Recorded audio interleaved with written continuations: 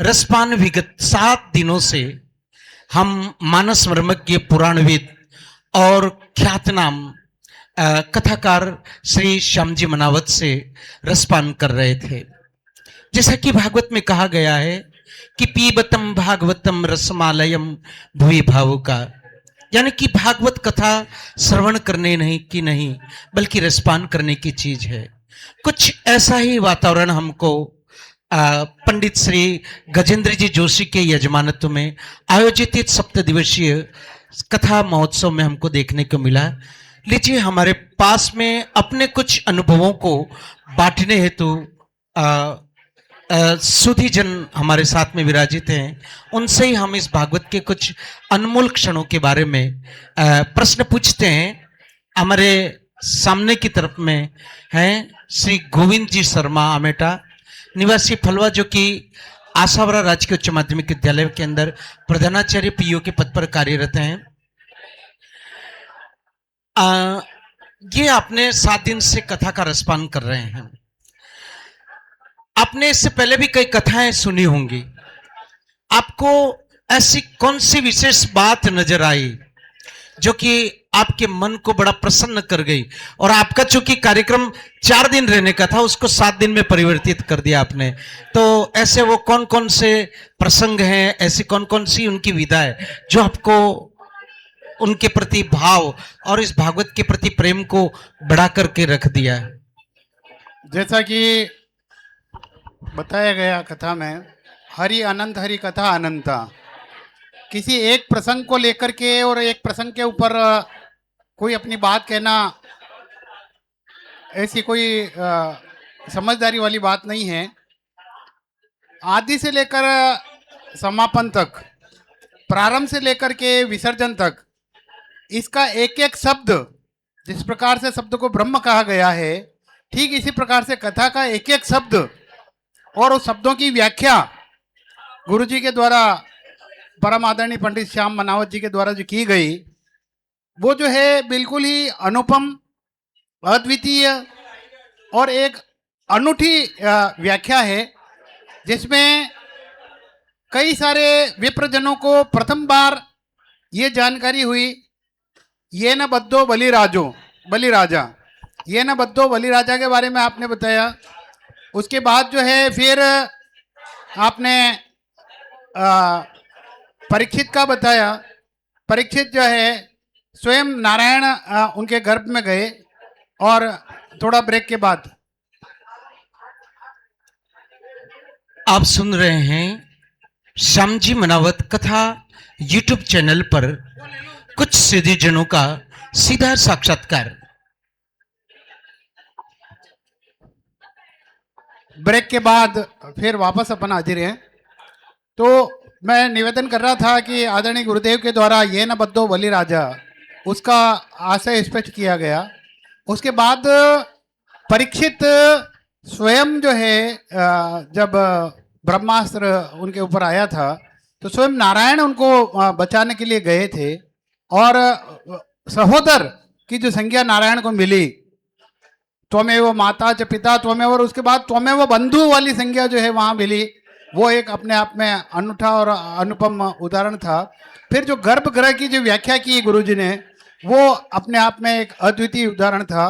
गुरुजी जो है कल मुहूर्त की बात बता रहे थे, बड़ा मैं तो दिन भर उसके ऊपर चर्चा करता रहा कि जनार्दन ऋषि ने कहा कि ब्रह्म वाक्यम जनार्दनम, जो बिना मतलब उसके पंचांग के, बिना उसके जो है ब्राह्मण के मुख से जो वाक्य निकल जाए वही मूर्त होता है। इसी तरह से गर्गाचार्य का जो है ब्रह्म काल का जो है वो बताया, बृहस्पति का बताया कि जो कोई सुकून वगैरह मिल जाए।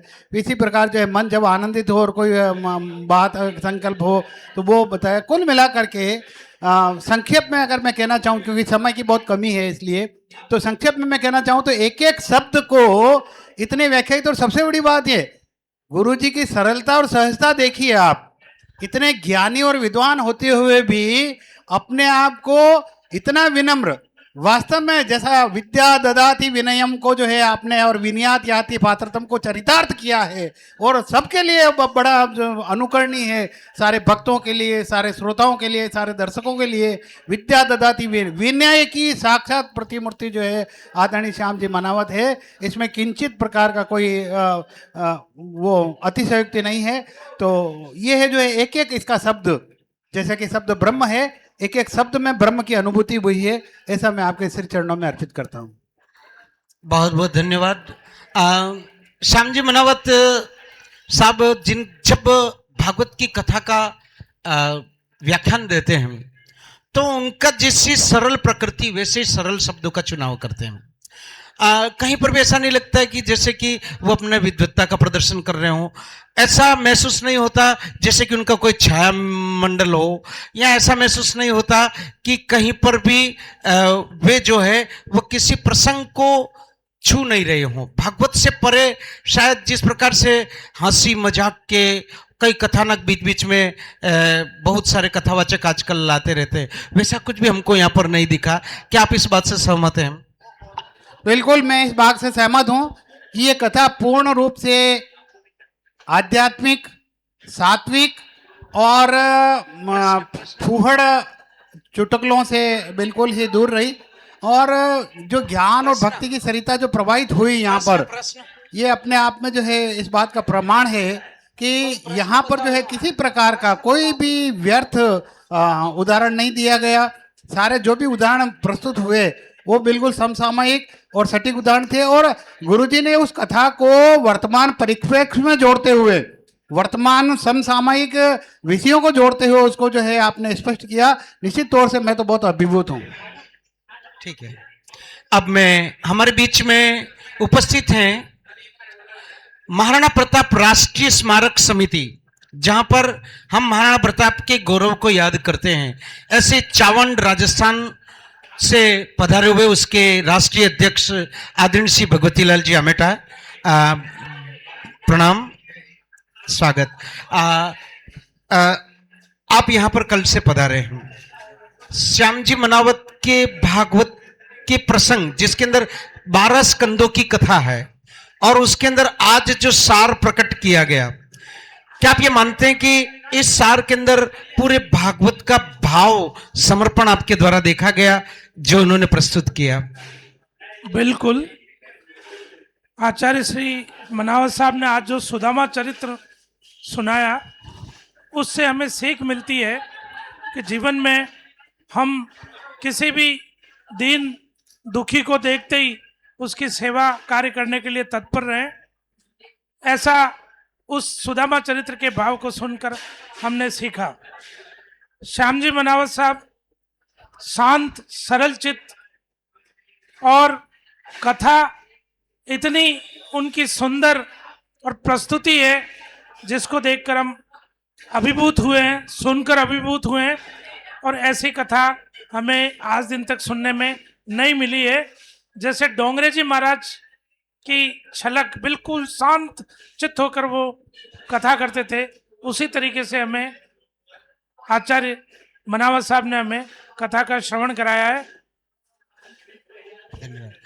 मालसर की भूमि जहां पे नर्मदा की कलछल है, और वहीं पर जिम्नास्टिक योग के हमारे अपने गांव लोहारी राजस्थान से या गुजरात में अपनी चमक बिखेरने वाले गौरी शंकर जी दवे साहब, आप भागवत और योग इन दोनों के बीच में समन्वय देखते हैं। क्या आपको ऐसा समन्वय इनकी कथा के अंदर महसूस हुआ जिसके अंदर सब कुछ जोड़ना ही जोड़ना है? योग, सत्कर्म, सन्मार्ग, सत चित्त, सत आनंद, ये सब कुछ। लोका समस्ता सुखिना भवन्तु, इस बात को एक चरितार्थ शास्त्री जी ने जो किया है, परिवार कैसा होना चाहिए, किस प्रकार से एक दूसरे का मान सम्मान रखने का। और जोशी साहब जो हैं, गजेंद्र जी ने, उन्होंने एक कुंभ मेला खड़ा किया है, और उसमें उनके परिवार के हर सदस्य ने कंधा से कंधा मिला के जो इसको सफल बनाने की कोशिश की है। और हमें ये भागवत में छोटी छोटी बातें जो अपन को अपने जीवन में उतारे तो हमारा जीवन धन्य बन जाता है। कई भागवत कथाएं सुनी छे, डोंगरे जी महाराज की भी कथा सुनी है। इसके बाद कई कथा सुनने के बाद आज मुझे ऐसा अभिभूत हुआ हूं मैं कि डोंगरे महाराज साक्षात आके कथा कर रहे हैं और इनका एक ही लक्ष्य है कि नर से नारायण का यात्रा पूरी हो, ये उनका सार गर्भित था। Thank you. धन्यवाद।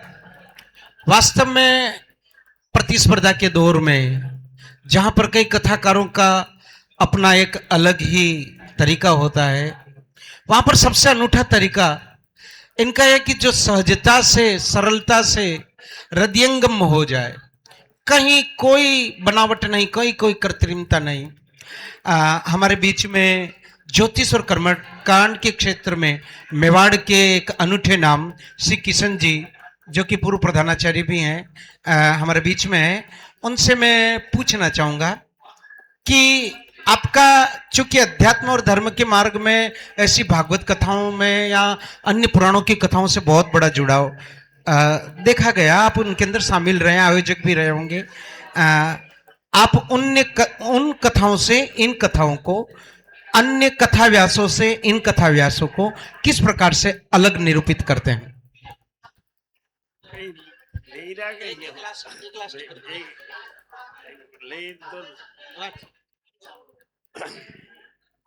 कृष्णाय वासुदेवाय हरये परमात्मने प्रणतः क्लेशनाशाय गोविंदाय नमो नमः। हमारे 4 प्रकार की वाणी होती है। जब हम बोल रहे हैं तो वैखरी, फिर थोड़ा गले तक जाएं तो मध्यमा, और थोड़ा नीचे हृदय तक उतरे तो पश्यंती, और यदि हम नाभि में उतरे तो वह परावाणी हो जाती है। जो वाणी जहां से निकलती है वो वहां तक पहुंचती है। बेखरी है तो वह कान तक पहुंचेगी श्रोता के, मध्यमा है तो गले तक पहुंचेगी, परा है तो हृदय तक पहुंचेगी, और पश्यंती है तो नाभि तक पहुंचेगी। जो बंदूक की गोली जितनी ताकत से प्रहार करेंगे वो उतनी वहां तक पहुंचेगी। तो मेरा तो ये अनुभव है कि गुरुजी ने बिल्कुल अपने नाभि कमल से भागवत को निकाल करके हमारे सामने फेंका है, प्रस्तुत किया है, दिया है हमारे को, और वो बिल्कुल हृदयंगम हुई है, नाभि लोक में वो प्रतिष्ठित हुई है। सभी को भगवान से मिला देना, भागवत का अर्थ ही ये है कि सभी को भगवान से मिला देना। जो हमारे को 7 दिन में बहुत बड़ा आनंद प्राप्त हुआ है, और उसका सारा श्रेय जो है वो हमारे गजेंद्र जी भाई साहब को और उनके परिवार को जाता है। कर्मकांड में एक सूत्र है, संकल्प सिद्धिस्तु सदैव जायताम। वो आज प्रत्यक्ष देखा है हमने कि आपका संकल्प सिद्ध हुआ है और हमें इसकी प्राप्ति हुई है। श्री कृष्णाय वयम नमः। एक इस दौरान 2-4 बातें और विशेष है जो कि कम प्रकाश में आई है, वो ये है कि एक तो सामाजिक व्यवस्था का जो ताना बाना है, अगर उसको जीवंत और प्रत्यक्ष रूप से अगर देखा जाए तो आप देखिए कि गजेंद्र जी, इनके भाई गोपाल जी, कैलाश जी, भगवती लाल जी और ये सारे भाई वगैरह, सारे भाई बंधु, और मैं तो ये देखता हूँ जो इनकी मौसियों के जो भाई हैं, मौसियों के जो पुत्र हैं, वो भी अब मेरे को तो ऐसे लगे जैसे कि सगे भाई की तरह जो है मौसी के पुत्र, और मौसी के दामाद भी बिल्कुल जैसे सगे दामाद, सगे बहनों ही जैसे लगे। और मैं भी इनकी मौसी सास का दामाद हूँ, लेकिन मुझे भी मतलब ये बिल्कुल एक तरह से सगे साड़ू की तरह इन्होंने जो है स्नेह प्रदान किया। तो यहाँ सामाजिक व्यवस्था का इस पक्ष को बहुत कम छुआ गया। सामाजिक व्यवस्था का जो ये एक ऐसा उदाहरण यहाँ पर मिला है कि जीवंत हो उठा है सामाजिक व्यवस्था। और जिस प्रकार से प्रभु श्री राम के राज्य में जिस प्रकार से भाई रहते थे, वैसे ही मैंने यहाँ भाइयों के दर्शन किए, वैसे ही बहनों के दर्शन किए, वैसे ही भाभियों के दर्शन किए, वैसे ही भगिनियों के दर्शन किए, वैसे ही जमाताओं के दर्शन किए। यानी कि जिस बच्ची का विवाह लास्ट ईयर हुआ था वो उनके दामाद भी यहाँ पर विराजमान थे। तो ये बहुत बड़ी बात है। फिर क्या इनके सारे कुटुंब सभी ने हिल मिल जुल करके इतना सहयोग प्रदान किया और इतना सहयोग प्रदान करके कथा को इतना सफल बनाया कि आनंद आ गया। और आदरणीय किशन जी का तो क्या कहूँ, मैं बताऊँ, सारे जितने भी यहाँ पर आए थे भागवत सुनने के लिए, सभी के पितरों का तर्पण आपने जो है निःशुल्क माँ नर्मदा में बैठ करके माँ खड़े रह करके, भली 1 घंटा लगा, 2 घंटे लगे, 3 घंटे लगे, लेकिन सबका तर्पण आपने करवाया जो है, सबका ये उसका ये उसका ये उसका ये उसका 7 पीढ़ियों के तर्पण आपने करवाए। तो ये भी इस कथा की विशिष्ट उपलब्धि रहेगी सभी के लिए। इसके लिए बहुत बहुत धन्यवाद, किसका, गजेंद्र जी का भी और किशन जी का भी और सभी भाइयों का भी और गुरु जी का भी धन्यवाद। ये कुछ भागवत के रसिक भक्तों के उनके स्वयं के आग्रह पर अपने अनुभव साझा करने का, उनका स्वयं के आग्रह पर ये कार्यक्रम छोटा सा श्याम जी कथा यूट्यूब चैनल पर अपलोड की गई है। एक बात अंतिम मैं और कहना चाहता हूं, देखिए जीवन का कोई भरोसा नहीं है, अगले क्षण का किसी को कोई भरोसा नहीं है। जैसा भागवतम पर प्रसंग आता है, महाभारत में प्रसंग आता है कि युधिष्ठिर ने कहा कि कल, और श्री कृष्ण मुस्कुराए, प्रभु मुस्कुरा क्यों रहे हो, कि क्या आपने काल को जीत लिया क्या? जैसा गुरुजी ने बताया कि परीक्षित ने भी काल का 10वां हिस्सा जीत पाए वो, यानी कि काल को कोई नहीं जीत सकता है। तो मन में जो है, जैसा बताया गया कि भाई रावण के पास शिक्षा लेने के लिए लक्ष्मण जब गए थे तो पाँव की तरफ गए थे, पहले सिर की तरफ गए थे तो उसने मना कर दिया, और फिर जब पाँव की तरफ दूसरी बार गए तो कहा, तो उसमें सबसे बड़ी शिक्षा जो दी वो शिक्षा ये थी कि क्या करना चाहिए, शुभस्य शीघ्रम, कोई भी काम हो तो शुभ काम हो उसको शीघ्र कर लेना चाहिए। तो मेरा तो सारे श्रोताओं से, दर्शकों से, सारे भक्तजनों से, सभी से मेरा तो विनम्र अनुरोध है, आग्रह है कि यदि किसी के मन में ये इस प्रकार का भाव आ जाए कि मुझे भागवत करानी है, तो सत्यनारायण भगवान की कथा की तरह आगे से आगे लीलावती और कलावती और उसके विवाह और जन्म और आगे से आगे टालना नहीं चाहिए, ये काम तो करवा लेना चाहिए। अच्छा, रही बात पैसों की, कोई पैसों की चिंता करता है, मैं आपको बता दूं, पैसे परमात्मा अपने आप सांवरे सेठ दे देगा। जिसने 56 करोड़ का महीना भरा, उसके लिए भागवत की कथा कराना क्या बड़ी बात है। अच्छा, कराने वाला और करने वाला सब वही है, परमात्मा ही है, हमारे को केवल एक माध्यम मानता है। तो जिसके मन में ये भाव आ गया कि भाई मुझे कथा करानी है, उसको करवा लेना चाहिए। और दूसरी बात ये कि टालना नहीं चाहिए, और जीवन का कोई भरोसा नहीं है। और सबसे बड़ी बात ये कि इस प्रकार की जो ज्ञान गंगा और भक्ति की सरिता प्रवाहित होती है, यदि कहीं सुनने का अवसर भी मिल जाता है तो वो भी बड़े पुण्य का है, उसके लिए भी आनंद लेना चाहिए। और मैं मेरे सेवा से अवकाश लेकर के, और ये मैं यहाँ पर इस सरिता में स्नान करने के लिए इसलिए आया कि ये काम मुझे जो है सर्वोपरि लगा, श्रेष्ठ लगा। और आप भी, आप स्वयं एंकर जो है, आप स्वयं भी प्रधानाचार्य हैं, तो आप भी अवकाश लेकर के यहाँ पर विराजमान हैं। ऐसे कई सारे साथी हैं। तो मैं तो भक्तों से और दर्शकों से, श्रोताओं से यही निवेदन करना चाहता हूँ कि यदि मन में ये भाव आ जाए, देखिए गूगल और गुरु में बड़ा फर्क बताया गया है। आप YouTube पे देख सकते हैं, हमें भी सुन सकते हैं, सब कुछ कर सकते हैं, लेकिन जो आनंद यहाँ पर नाचने का आता है, जो ईश्वर की अनुभूति यहाँ पर होती है, वो आपको YouTube पे और आपको गूगल पे नहीं मिलेगी। वो तो आनंद जो है श्री भागवत के चरणों में बैठ करके आप आनंद लोगे, वही आनंद आपको मिलेगा। इसलिए जब भी जिसके मन में भाव आए कि मुझे भागवत करानी है, करा लेनी चाहिए। जय श्री कृष्ण। बहुत बहुत धन्यवाद सभी अतिथियों का। सच्चिदानंद रूपाय विश्वोत्पत्त्यादि हेतवे तापत्रय विनाशाय श्री कृष्णाय वयम नुमः। तापत्र तीनों तापों के विनाश हेतु और अपने समस्त इहलौकिक और पारलौकिक सत्कर्मों के रूप में भागवत कथा अवश्य आयोजित करानी चाहिए। संकल्प से सिद्धि की यात्रा करनी चाहिए।